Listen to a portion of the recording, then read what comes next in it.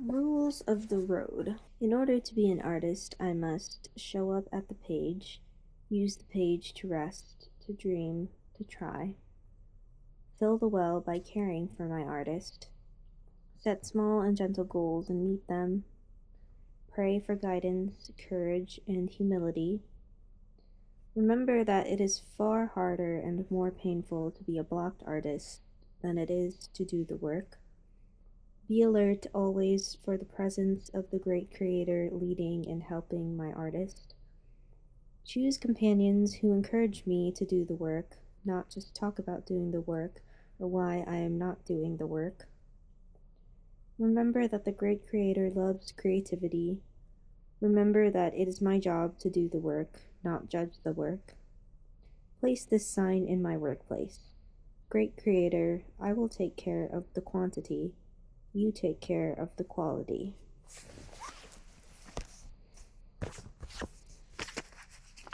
It's my last sticky note.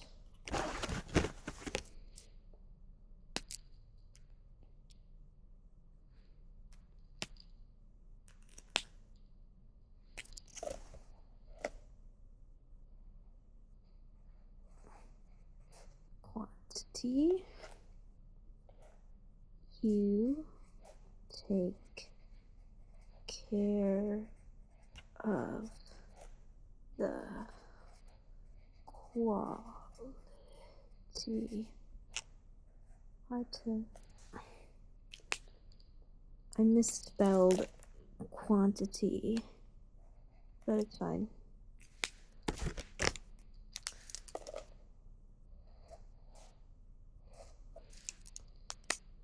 Sign to put up on my desk.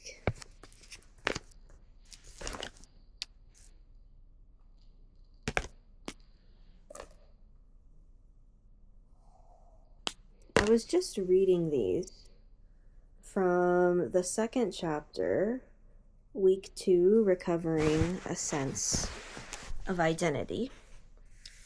And it's interesting because there is a focus now on staying sane and preserving your sanity, but also protecting yourself from what Julia Cameron calls the crazy makers.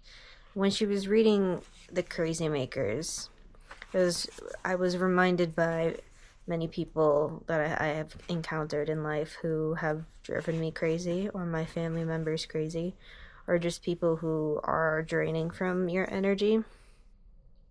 So this whole week, I think, is about recovering more about yourself and tapping into your creativity and your own whimsy with no blockers, or trying to get rid of your blockers. And I feel like a lot of the times the blockers that we face come from the people closest to us. So those rules of the road that I just read out, a part of it is to choose people who encourage you to do work and uplift you no matter how hard it is, and people who don't encourage you and who mostly just talk at you or ask why you're not doing the work that they think you should be doing. Those people are not serving your highest good. I also have a little note in here from page 53. This sentence says, "But what is healed finally is the pain that underlies all pain." Wait, I'll read this whole paragraph. "The reward for attention is always healing. It may begin as the healing of a particular pain, the lost lover, the sickly child, the shattered dream. But what is healed finally is the pain that underlies all pain, the pain that we are all, as Rilke phrases it, unutterably alone. More than anything else, attention is an act of connection. I learned this way the way I have learned most things, quite by accident." So my notes here, you can see, Sorry, I'm thinking of the Batman 2022 because of this quote. And it's because that's true. I am thinking of the Batman. I just watched it last night. And that movie was one of my favorite movies of 2023, 2022, whenever it came out and when I watched it. It's all about presentation. That's from my friend on Letterboxd. And I just thought that passage resonates with the message of the Batman in healing and vengeance and moving past vengeance because, well, first off, Robert Pattinson's The Batman is amazing. I love his performance in it and his portrayal. And also, I think the cast of characters, too. Zoe Kravitz as Selena Kyle. Oh my god, Andy Serkis. I literally forgot his name. Andy Serkis as Arthur, as the butler. I can't remember his name. The good cop trying to do well in a corrupt city around corrupt officials. I think it literally is all about presentation. But what I mean in specifics to this passage, but what is healed finally is the pain that underlies all pain. The pain that we are all unutterably alone. More than anything else, attention is an act of connection. So I think that really resonates with the film's message of healing and facing your past and facing your trauma and not letting your past define you, even as you struggle to mold a sense of identity. And I think Bruce Wayne in this movie is really trying to move past that because he's a recluse and he's a rich billionaire, but he's not really doing much, but he's doing everything behind the scenes and he hasn't really healed. But then he meets this woman who is also the same and also trying to do good, but she has unhealed wounds as well. And they just have, they also have very great chemistry. And I think they play well with each other and they also uplift each other in their own dark, moody way of seeing each other for who they truly are and not judging them for it or not holding them to their past, even though they just met. But I just think it's a very good film, and this passage made me think of it. Anyways, there are again 10 tasks here, and one of them is to do affirmative reading and read the basic principles from page 3. I believe I read this in the first week. I will not know until I edit this video, but here are the basic principles. Creativity is the natural order of life. Life is energy, pure creative energy. There is an underlying, indwelling creative force infusing all of life, including ourselves. I'm going to circle force and write Star Wars because everything goes back to that. When we open ourselves to our creativity, we open ourselves to the Creator's creativity within us and our lives. We are ourselves creations. And we in turn are meant to continue creativity by being creative ourselves. Creativity is God's gift to us. Using our creativity is our gift back to God. The refusal to be creative is self-will and is counter to our true nature. When we open ourselves to exploring our creativity, we open ourselves to God, good, orderly direction. I just realized that is the acronym. God equals good, orderly direction. As we open our creative channel to the Creator, many gentle but powerful changes are to be expected. It is safe to open ourselves up to greater and greater creativity. Our creative dreams and yearnings come from a divine source. As we move toward our dreams, we move toward our divinity. Again, affirmative readings to really sink in the practice of this course and changing the way you view creativity and you view your methods. In this first task for week 2, it also says be alert for any attitudinal shifts. That's a new word. I'm going to circle that. Can you see yourself setting aside any skepticism yet? Let's see. So I'm on record. The first 2 really is giving the force. Life is energy, pure creative energy. There is a creative force infusing all of life. So I feel I've always aligned with that. Of course, we ourselves are creations. Creativity is God's gift to us. I do resonate with those as well. And the refusal to be creative is self-will, and is counter to our true nature. As we open our creative channel to our Creator, or to the Creator, many gentle but powerful changes are to be expected.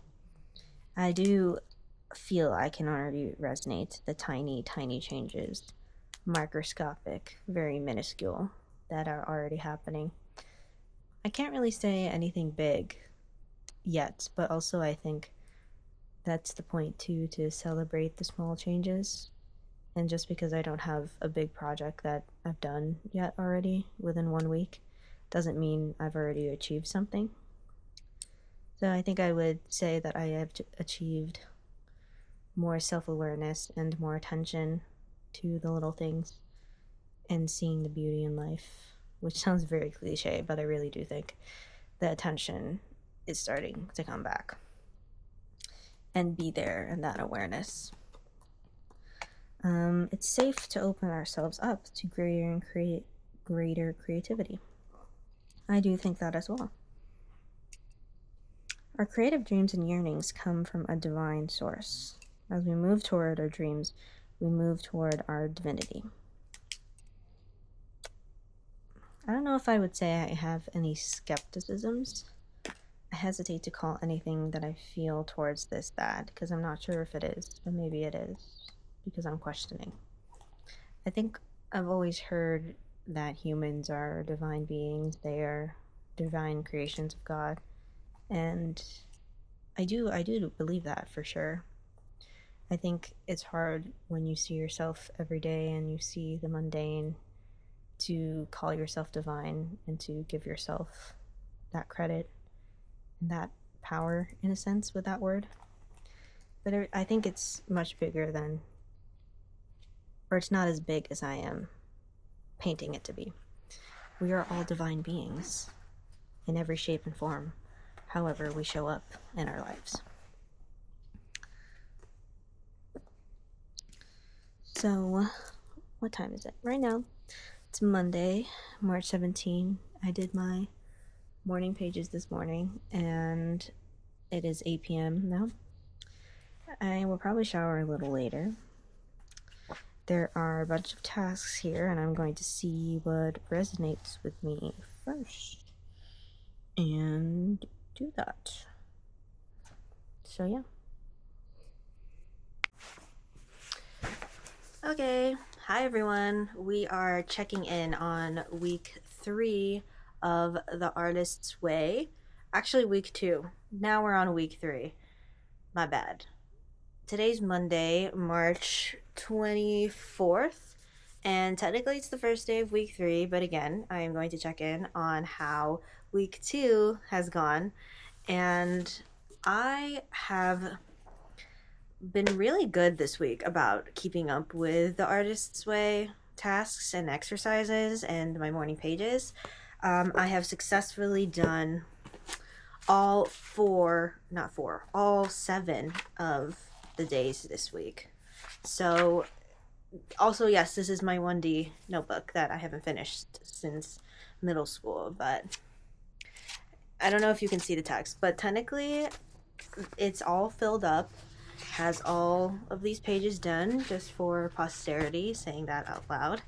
And this week we were doing a lot of work on manifestation and affirmation, and also recovering our sense of identity. I know that I filmed a video at the beginning of last week talking just through the reading and the exercises and my takeaways, but I don't really remember too much about what I said until I watched back the video.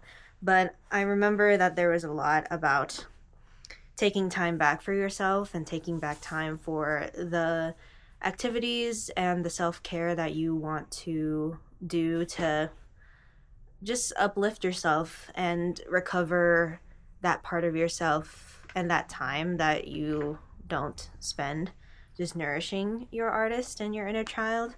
So besides the writing tasks, which usually happen every week, there was also affirmative reading of the basic principles from page 3, and also reading the affirmations that were listed in week 1. So on page 3, some of the basic principles, I'll just read some of them. There are 10 here, but let's see, ones that I really like. There is an underlying, indwelling creative force infusing all of life, including ourselves. Creativity is God's gift to us. Using our creativity is our gift back to God. And as we open our creative channel to the Creator, many gentle but powerful changes are to be expected. So here I annotated the life out of this page. Just with different colored pens about when I was reading throughout the week, different things that stood out to me with each phrase. So I liked doing that. And also with the affirmations. Where is the affirmations? They're somewhere. Oh, here. So creative affirmations, there were 20 listed. The ones that I focused on writing about in my morning pages. And you had to read the affirmations and also list out 3 of them 5 times each, the ones that stood out to you. So the book also said to include the affirmations that you made from yourself or from your blurts. So the 2 that I chose from the book were I am willing to create and I am willing to use my creative talents. And then the last one that I chose from my blurts were I am consistent, because one of my blurts was that I am inconsistent and that I don't do things, I do things sporadically. And I changed that to I am consistent because that is an affirmation that I believe and I want to believe and work on in all my creative endeavors. So then, yeah, the rest was, just the typical writing exercises. And what I really liked too were these 2 drawing exercises. I am not an artist in that sense, in the way that I can't, I'm not a very good drawer. I can imitate very well if there's a piece or a character that I'm looking at. I can imitate the lines, but I can't draw it up in my mind. But one of the exercises was to think about where your time goes and to list 5 major activities this week. And so essentially what the exercise had you do was list those 5 major activities and then draw this circle. I don't know if you can see it here that well, but this circle is your safety map. And this will be used as a reference as you look at your morning pages every day, and just a way to look at this to see how you're spending your time and protecting your time and yourself too. So inside this purple circle, in green, I wrote things that I want to protect, and on the outside in red are things that I want to keep myself protected from. So in the middle, some things that I listed were sleep, gym, and saving money. And on the outside, things that I want to protect myself from are doom scrolling, procrastination, and on the flip side of money, overspending. So these are some things that I am keeping by me to remind myself of every day.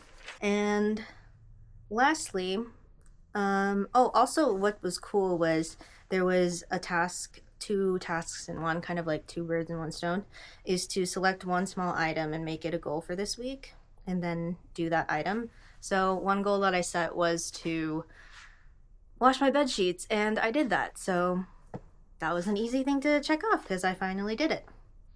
And yeah, so I think this week was again another reflective week and enlightening in the fact that I could what is it called? I could commit myself to finishing all of these and then really taking something out of it. And as for the check-in, I kind of glossed over this, but here's my check-in for week 2.